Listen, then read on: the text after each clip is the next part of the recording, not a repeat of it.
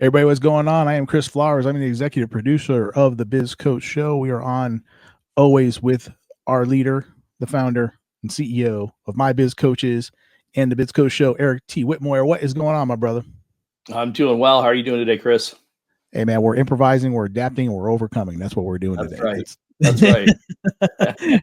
Christina's doing everything she can just to make sure we get this thing on. So, or not.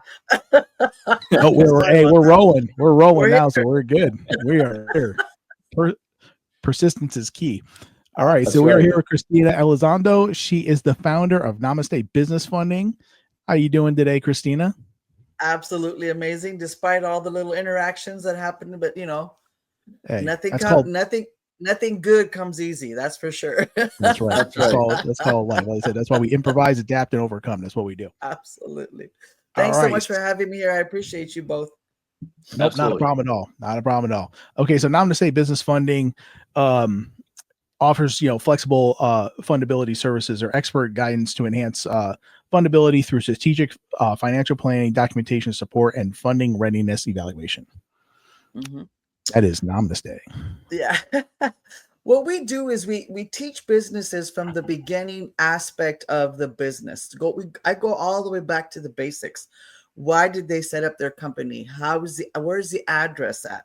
Those are all key things in a business that many businesses don't understand. If you use a personal address, it may not get fundable, right? I mean, you're not going to be fundable if you're using a personal address. And there's several reasons why you shouldn't. And same thing with your business email. Is it a business email or is it a Gmail or an Outlook mail, right? There's a lot of things that the business is set up that are not done correctly. And so we go through that process with them, making sure the basic DNA of the company is set up, the structures first. The website and everything. Yep, the website, all that kind of stuff. And then we move on with them to build the business plan. Once we work with them on, sometimes they bring me theirs. Sometimes I have to work with them on the one that they bring because it's not quite what it should be, right? Mm-hmm. So we work with you at any aspect you are in your business. Show me the business plan. We can show you how we can expand it. Show me the business plan. We can show you how it needs way more attention than maybe what you thought you had paid for. And there's a lot of people out there paying for business plans that are not necessarily the right way you need to have a business plan run. Mm-hmm. So, or especially as a former banker myself, that's the first time I'll look at a business plan about 4 seconds. I'm gonna know, okay, nope, not gonna work.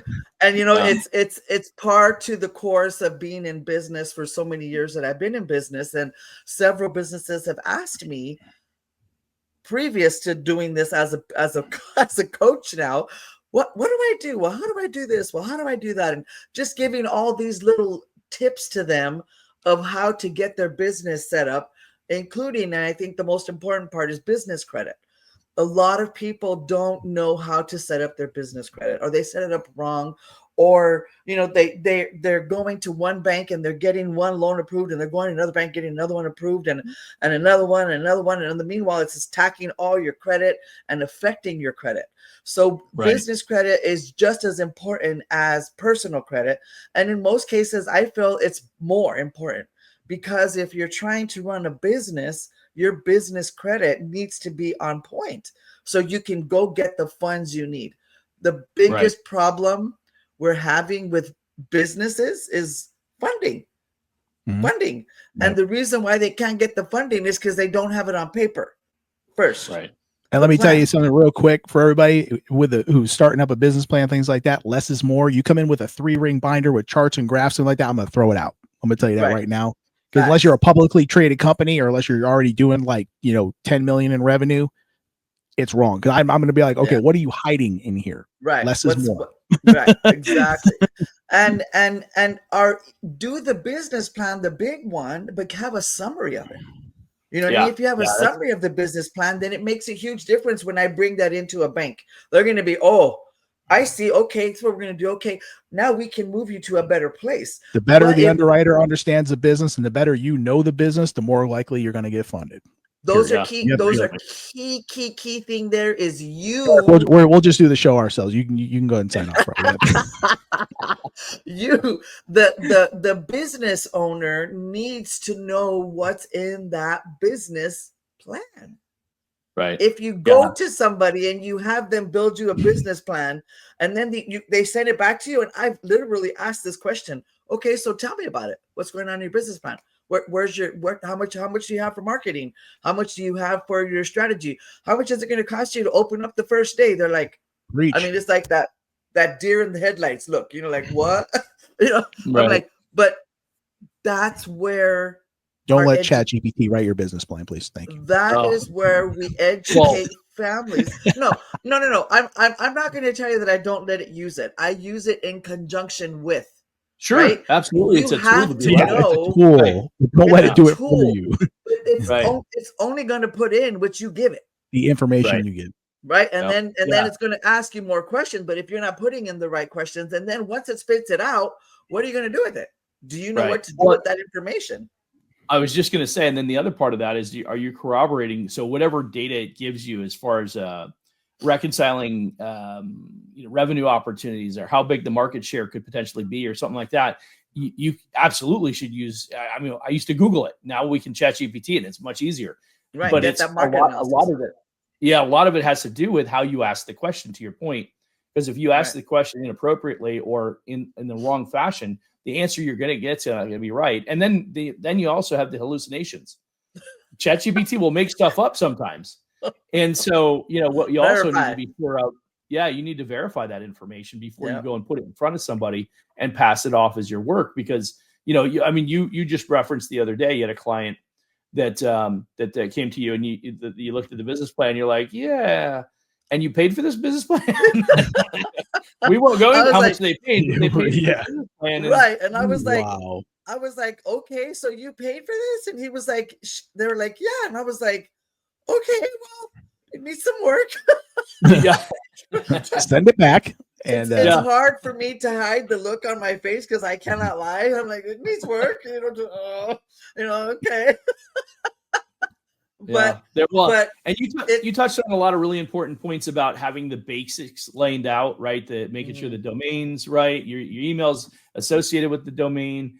Some of the other things that it's the we've had clients that have come to us and they're using their personal account, not their business account. So then their bank statements aren't in alignment with what they're claiming as far as revenue. Well, that's not going to fly. So right? There's a number over. So So we had a client that has been running this business for 8 months since August of 24, right? So however long that was until now, without they're doing it in a personal account.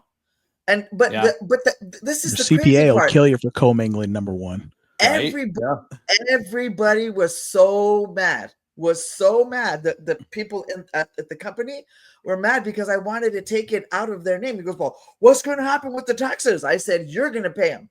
He goes, what? I said, it's in your name. He goes, what? And I said, that's how you want it set up, right? Wow.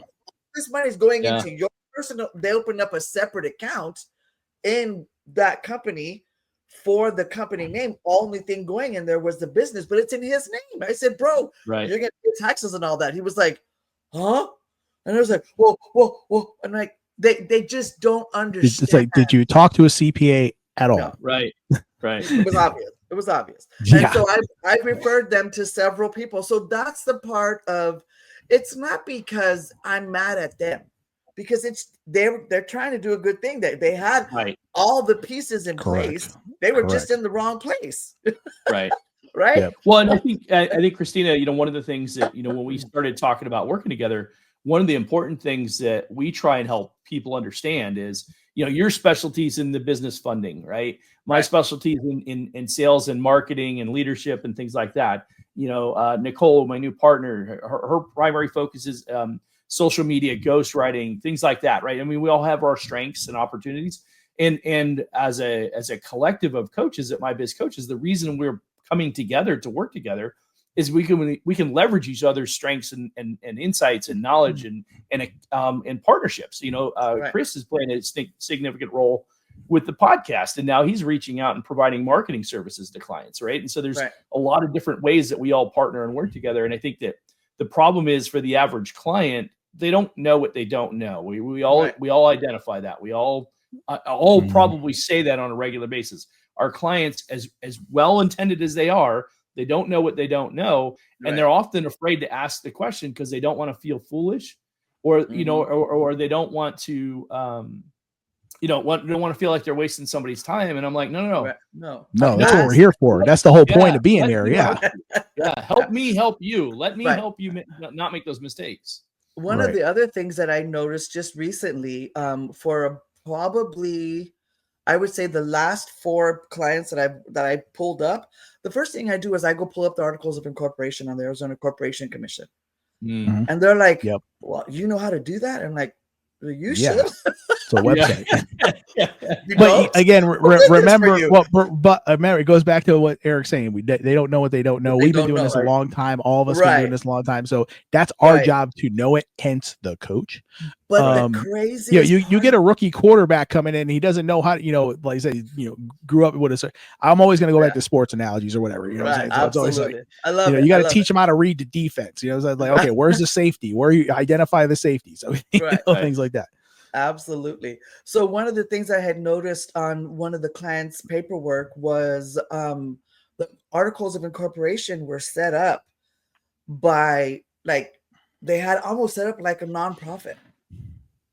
And I was like, why is your art? The first thing I said was, are you a nonprofit? And he was like, no. And I looked at him and I was like, you're not a nonprofit. And he was like, yeah. I said, but it says that it set you up like a nonprofit. He goes, well, how do you know that? I said, because of how it's stated in here.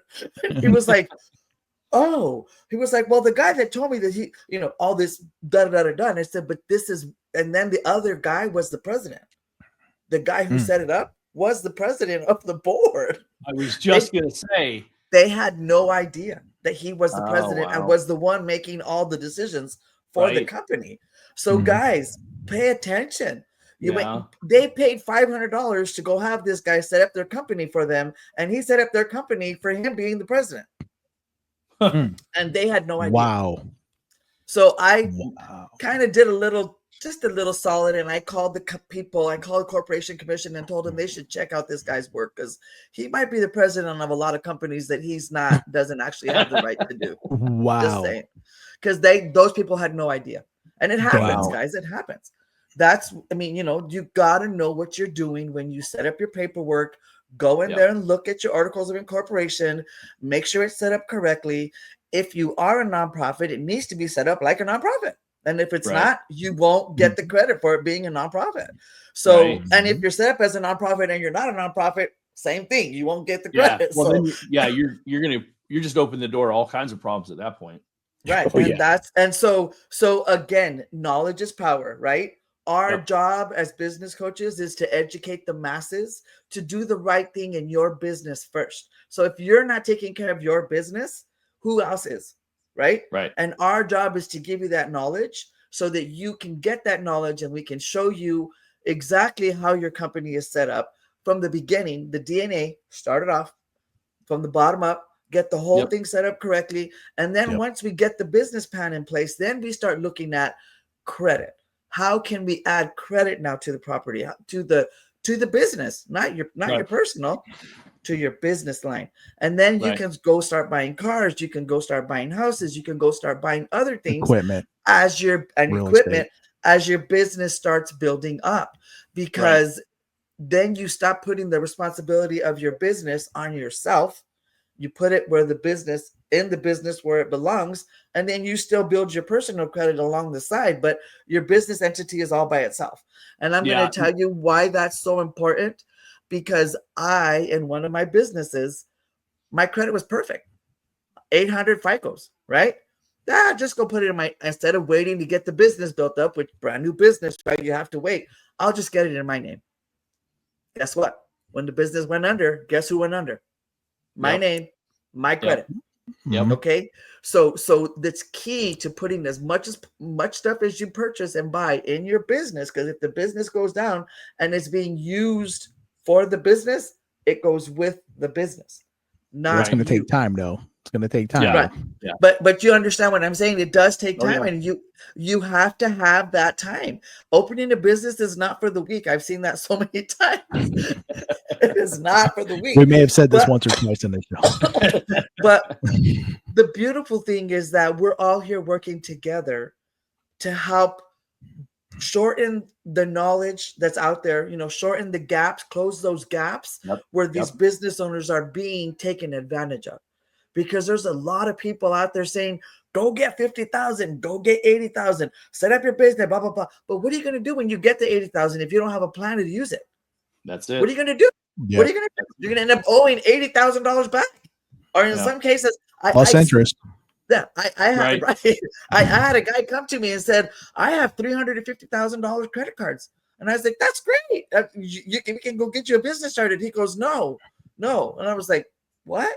He was like, I used them all. I said, great. Where's your business? Oh, no. No way. This dude flew all over the country, bro, and all these credit cards. And now he has no way to pay it back. Out of town. Because he didn't have a business plan, guys. Don't go get credit cards that are going to hurt you financially if you don't have a business plan and how to make it grow. Yeah, we've talked about that before on the show. Oh yeah. They'll go and get approved. They'll get credit. And then it's not maybe quite as extreme as your situation, but even in the best intentions, like I had a client about a year ago. He went and he had this great idea. He's in a particular type of business. He got an idea that he bought a whole bunch of stuff that he could get at a really, really low price, like 50% of what it's normally worth. He could buy it and resell it and make the profit on it. And he's like, this would be awesome. He goes, I just need 50 grand to buy it. So he goes and borrows 50 grand on an MCA loan, Chris, your favorite loan, right? Yeah. At like 20%, 18% interest. Jesus. And he borrows that money. He's got to pay weekly on it. And here's the kicker. He goes and buys that inventory, but he doesn't have a plan on how to sell it. That's not his target audience. It's a completely different client. And he thought, I'll just list it on eBay and sell it out there, and I'll make some extra money because I know this is a really good deal. And fast forward a year later, I'm talking to him, and he's like, yeah. And I'm like, how much of it you sold? None of it. Didn't take the time to go set up the eBay account. Didn't have the eBay account verified and all the stuff that you got to do to be able to sell the stuff. And so he just got stuck. He didn't do anything with it. A year later, he's behind on the payments now because he couldn't keep up with the payments. Because his normal business is taking a hit. That money he could have used in his own business. Instead, he tried to do this side project thing to make some quick money. Doesn't know anything which about is leeching off his main business. Now, his main business has been trying to pay that debt that he should have never taken on to begin with. Didn't have a good strategy to sell it. You gotta have a plan. We talked about this more than one occasion. I've had this conversation 1,000 times, but I've had it once. Everybody's got everything. And this is the part of the thing that we do here at My Biz Coach, that we educate people on the tools. Okay, what's a line of credit for? Anything's going to get paid back 90 days or less. Anything's more than 90 days or less, we got to start talking term loans. Okay, like what? Because everybody comes in like, oh yeah, I need a line of credit. And like, why? And my first question is, why do you think you need a line of credit? Well, because I got to buy the computers, I got to buy the desk for the office, I got the TI. It's like, okay, that's not line of credit worthy. Let's stop right there. Right. Absolutely. Well, even in that case, I mean, that could be a vendor credit. I mean, that you can buy that from Dell directly and use Dell's credit because they'll extend you credit even if you don't have great you could have 680 FICO and they'll extend you $10,000. Yeah, no, but like I said, they go, they're trying to put all this, I need equipment. I'm going to buy this payloader. I'm going to buy this, forklift, like not on a line of credit. You're not on a line of credit. It doesn't make sense. Now, if you're working with me, you're not doing it. But that's just like, that's the same thing on a personal line. You know what I mean? You do the same thing on a personal line. People get credit cards and they go on vacation and they do, I'm going to pay it later. But that money doesn't come back. No, you got to pay it back somehow. And you lock yourself into 3 years worth of payments to try and pay it off. Yeah. No. And so, Christina, share with us a couple of stories of clients that some examples of clients that we've been serving. One of the gentlemen that I have is a brand new business. He's a brand new business. This month is 2 months in business. and he didn't have, came to us for credit because he wants to do some stuff on the business that he can do some, just small repairs, not big repairs, but he needs some credit to get that going until he gets the business established. So what we recommended him to do was the business credit card. And we're going to have him, he's getting approved for that right now, I believe, right, Eric? Yeah. And he's very excited with the results. Like since you and I started talking, I think it's been since last Thursday, right? At the meeting, and already today he's already in the process of getting himself approved. He was very excited about that. So the fact that the times are fast, that everybody works, I really like that. And that was one of the scenarios. No income. He doesn't have any income for the business, and he's still able to get that credit card. Again, understanding what the process is for. I know the business brings in, based upon previous information that I have, it brings in $36,000 a month, right? So he'll be able to pay that off. You know what I mean? I showed him in a budget. This is what we're going to do. You're going to do the work and you're going to pay it off. So he has a plan to do that. If you don't have a plan, it's not going to work. And that's the key thing. He came to me with an issue. I said, okay, show me the business plan. What are we doing in the business plan? Figure it out. This is where they said they only needed like 5,000 for the repairs. It ended up being more when the repair came back, of course, right? So you have to go get more money, and that's what we're at right now. Is helping them get more money so they can finish the work that needs to be done, and then they can be able to pay off the loan with the money that's going to be coming in after they do those repairs. So it's a really good plan. We got to work through it, Right. Yeah, great point. And then the other gentleman that we were working with,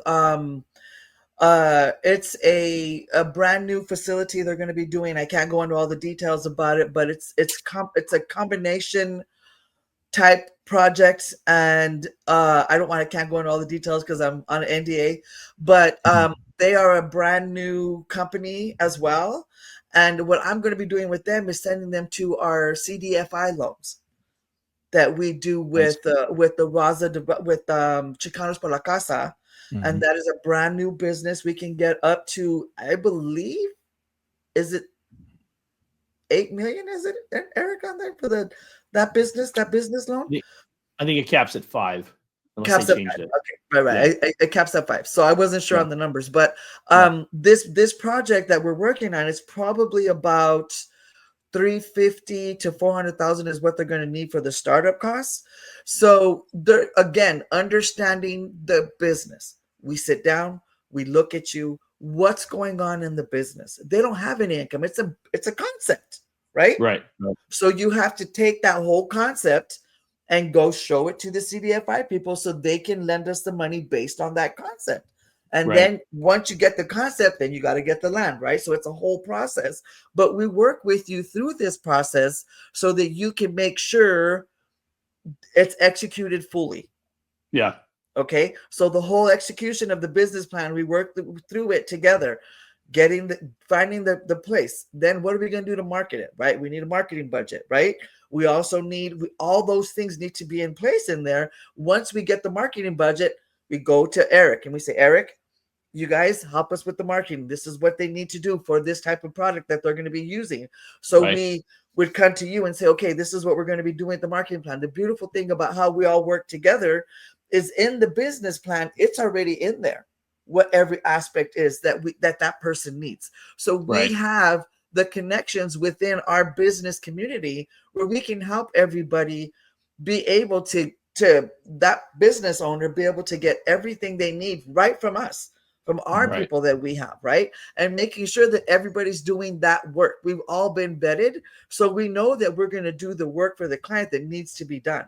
We're not going to leave them stagnated and not finish out the job, right? The job is to get them from point A to point Z, because there's all the letters in between, right? Go up the DNA, however you want to call it, to get them to have that fully executed business plan into fruition with the business open and running. That's the goal. Right. Absolutely. Yeah. And I think that to your point, as you referenced the team working together, We're vetted. We know each other. We've worked together. We know what we can expect from one another. That's a lot that goes that I don't think that most of our clients can always appreciate that. Like for a great example is today, one of my coaching clients, I introduced that person to a fractional CFO because her business has grown. When I met her, she was doing less than $10,000 a month.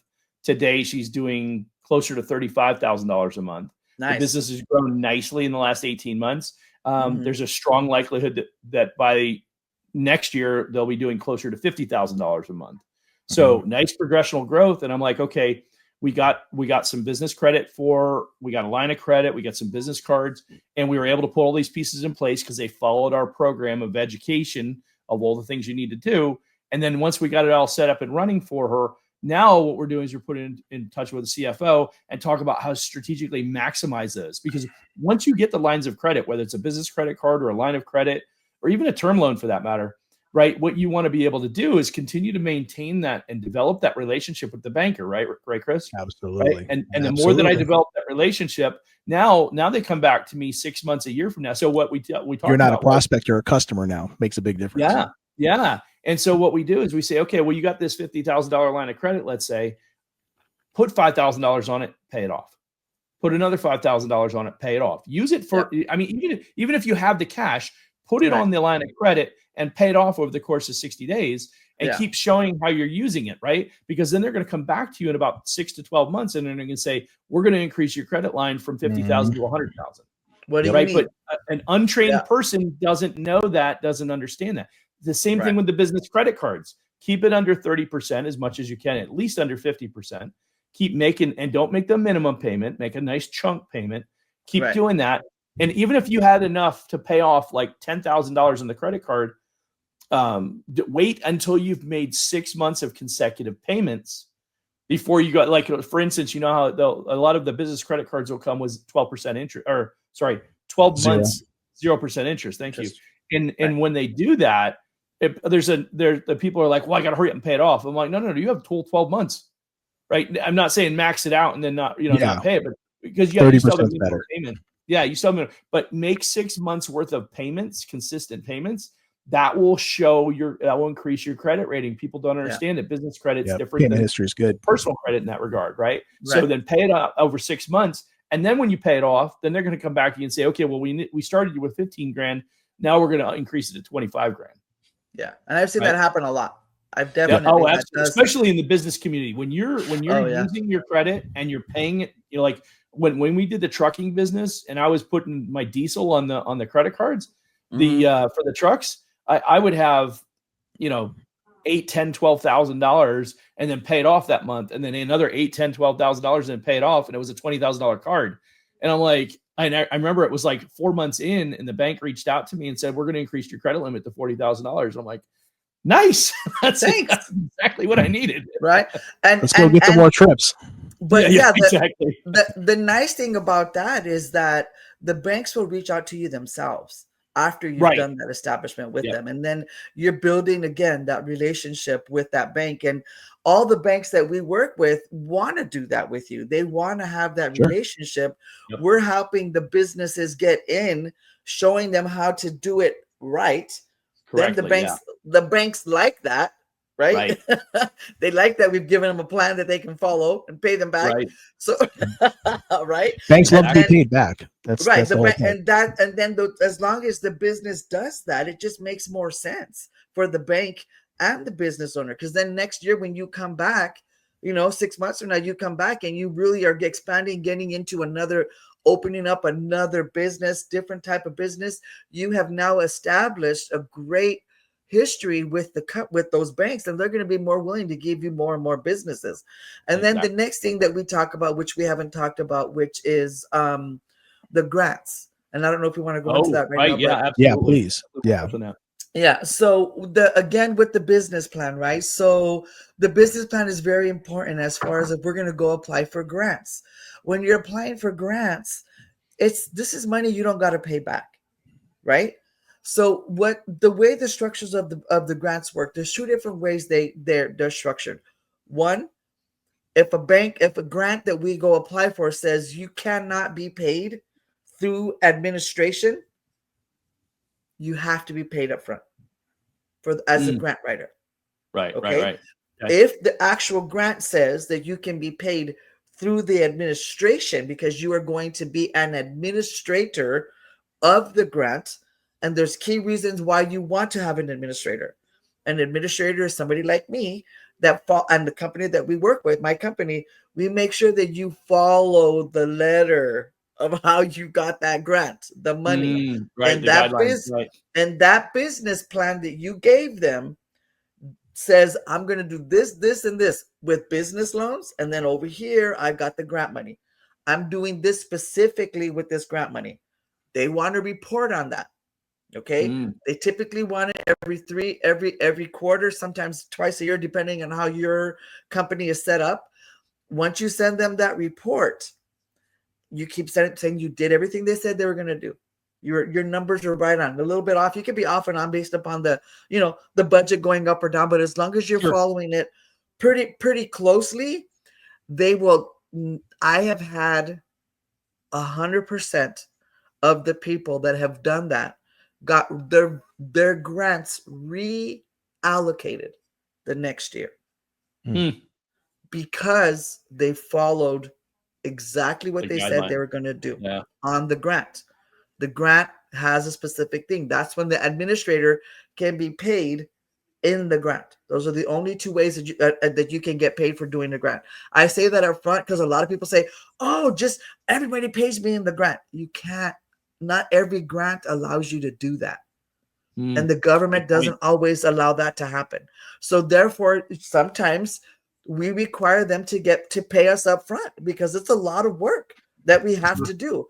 But if we've already worked with you on your business plan, and now we know you're grant ready, SBA, I call it SBA ready, right?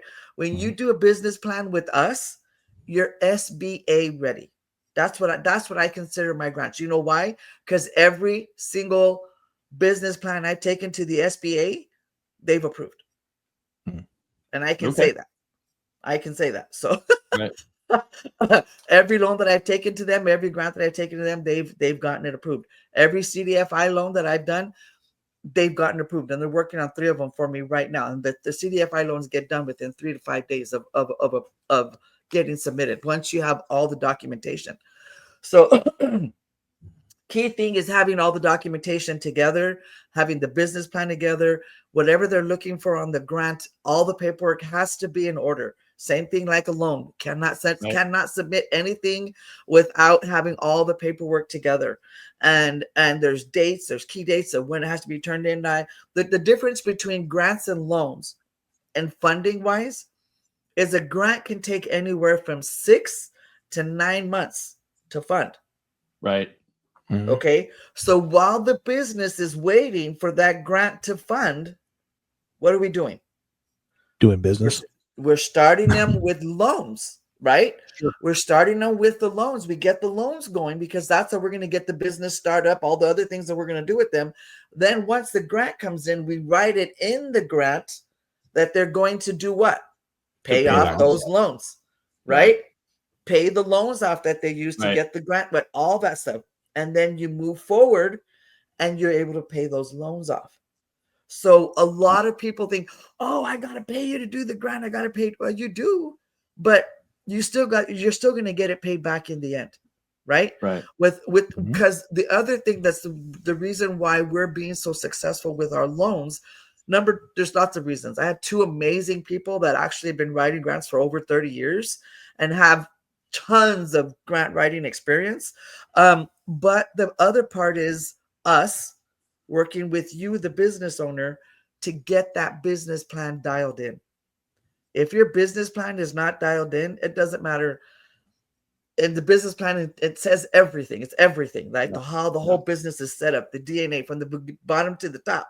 If that's not done correctly, you won't get those grants. That's one thing for sure about grants. They check every dot, every T, every letter. Right. And business loans are like that too, but we have a little bit more of a leeway in a business loan as opposed to a grant. and then they're going to hold you accountable. So a lot of people don't want to deal with that. If you don't want to deal with the federal government or the state government coming in and being regulated on your business, you need to understand that's what's going to happen when you get a grant. It's free money, yes, but you're still going to be heavily no such thing as a free lunch. Right. So Christina, on the I know there's also a lot of private grants. Yes. Do you do work with private grants as well? Yes, absolutely. Okay. So when we sit down with a company, we sit down and work with we look at your mission statement, right? Yep. And then I go try to find mission statements from grants that match yours. Right. If they don't match within 7 points or higher, I won't even go there. It's not what you won't get funded. That's just the rules. That's just the rules. It's just like a loan. If you're coming to me and you're saying I have 1 month of bank statement and I have this, I have that, I'm not going to take you to somebody that needs 4 months of bank statements, right? It just doesn't make sense, right? It doesn't work. So they have a specific formula of how and what and when, and all that has to be outlined in what you're going to do so you can get those grants. So it's not the same thing as getting a loan. It's different. It's a lot more entailed and a lot more involved in it. And it just depends on how high of a grant you want to go, right? There's grants that are $250,000 that all they want to see is you're doing it for what's the word? To buy machines. Like you're going to buy computers, you're going to buy this, you're going to buy that. If that's different, hire so many people or whatever. Yeah. Right. Or hiring for business. Every grant has different applications, qualifications that they need, just like a loan, and how you go about applying for it helps you be able to get that grant or makes not. A lot of sense. Yeah. And there's UEIs that have to be involved. You have to have a UEI. You have to have there's just so many things. The BOI. What is the UEI? Unique Employee Identification, which is for the grant, through the grants. And in order to be able to get a federal or state grant, the company has to have a UEI. So I've never even heard that term before. That's for I've never done grants before. So right. And when you're working in the grant world, it's a unique place to be in. Majority of the people that I see that get the grants, believe it or not, are the researchers. Interesting. The researchers, all the researchers for, guess what? Cancer, all those things. Those are the high ones getting all the grants. But because of what's going on over there in the White House, a lot of stuff is changing. I gotta say, but the federal government's being shaken up. Let me just put it that way.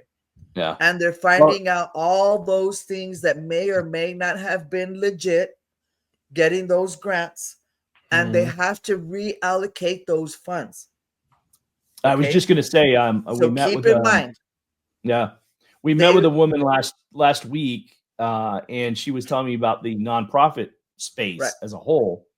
And not necessarily from a grant perspective, although that was a big portion of it. These were more of the nonprofits that get the recurring funding from the government that you referenced, right? And what was interesting is she was saying that a large number of the nonprofits are really going to be struggling under the current administration because of the fact that most of them didn't have a business model. They had a grant me model. It's like, hand me the money and I'll go figure out how to spend it, instead of this is the money that we're bringing in and this is how we're going to use it to make our nonprofit. Just because it's nonprofit doesn't mean there's no revenue. Right. We don't have to rely 100% on the grant money. We can actually create revenue streams, right? And that's what we told you. That's what she said. She's like, we're not going to get impacted the way many others were or are currently, because we're not sitting around waiting for the money to be handed to us. We went out and built our own revenue streams. And I thought that's really empowering. And it resonates with me personally, because I'm like, I'm not one to wait for the handout. I'm going to go make my money. I'm going to figure out a way to do it. Right. And I really respected that. And she was telling me that we could create a whole coaching strategy, to your point. Just grants. helping those nonprofits determine how they can build a revenue model in their current nonprofit organization. That's exactly when you build that business model, though, like so, if you're waiting for that hand, then you're dependent on it. And if something happens like this, then you're SOL, right? So it's like, so why be dependent upon the government? It's like go get your own. Right. But the nice thing about what's going on out there, guys, is just so, for instance, the startup companies. Okay, if you have a startup company that needs $250,000 to get to do a startup, we can go get a loan for $250,000 and then go get that grant to pay off the loan. Right. So the grant's going to take longer to get here, but in the meanwhile, I've got you a loan that I can get you working on until the grant comes in. Right. But why I always tell everybody, start off with we're still using other people's money. However you want to call it, you're still using other people's money, right? Get the loan, get it started, and then go get the grant money if it's something that you want to do. But people think, oh, I want to get all this grant money, but they don't understand the regulations that come with it. The regulations that come with grant money is a lot, and that's why some people don't want to do it. I think SBA loans are bad. Even on the state level, there's grants that are available on the state level, but they're all encompassing the lots of work, having an administrator watching over everything. And some people don't. And I'm not going to lie, they don't want to pay somebody to administrate over that stuff. But guess what happens? They get shut down. They get turned away. They don't get the money again next year. And hence, why do you think the administration's coming down on everybody's ass for shit like that? And that's why every business that we've set up has a business plan along with. It's not to only do it. There are nonprofits out there that strictly rely on that, but there are a lot of nonprofits out there that don't. And those legitimate nonprofits that are bringing in revenue and still need an additional help. When I helped another lady, she was bringing in revenue and she was paying, guys, $5,000 a month on rent. Wow. Times 17 houses. Wow. Man. Do the math. She's making a lot of other people rich. So I showed her how to start buying her own houses for her nonprofit. Sure. And as a nonprofit, if you buy houses, you have lots of advantages for down payment assistance, for rates. So many things that came about for her that she had no idea.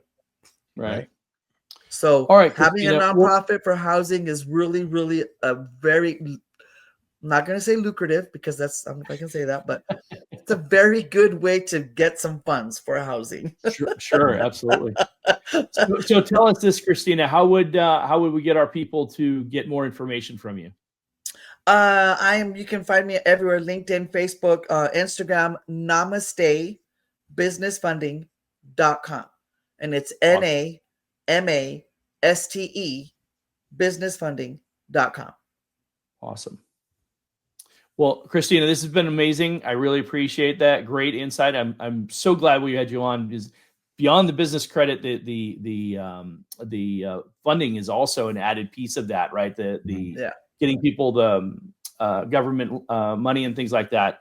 And that's a big piece that a lot of people that we engage with don't even think about that. Right. So, helping educate on the right process to go through and the guidelines that are around that. So having your insight and your knowledge on that is going to be really advantageous. So I appreciate that. Awesome. Thank you. And as far as building classes for teaching people how to write grants, I'm already 10 steps ahead of you on that. I got the classes already done. You just let me know, pull the trigger. We're ready to go. All right. So looking forward to it. And we have a way that we can do it where they can pay $99 a month to be a part of the grant writing process. So it's a really good program. Awesome. Yeah. Alrighty. Thanks you guys so much. I appreciate you for having me on here. And again, you guys are awesome. I look forward to working with you guys, and anything that we can do, let's work. Let's get this. Let's get everybody this money so we can make some businesses. Namaste. Thanks so much. Appreciate it. Thanks, guys. Bye-bye.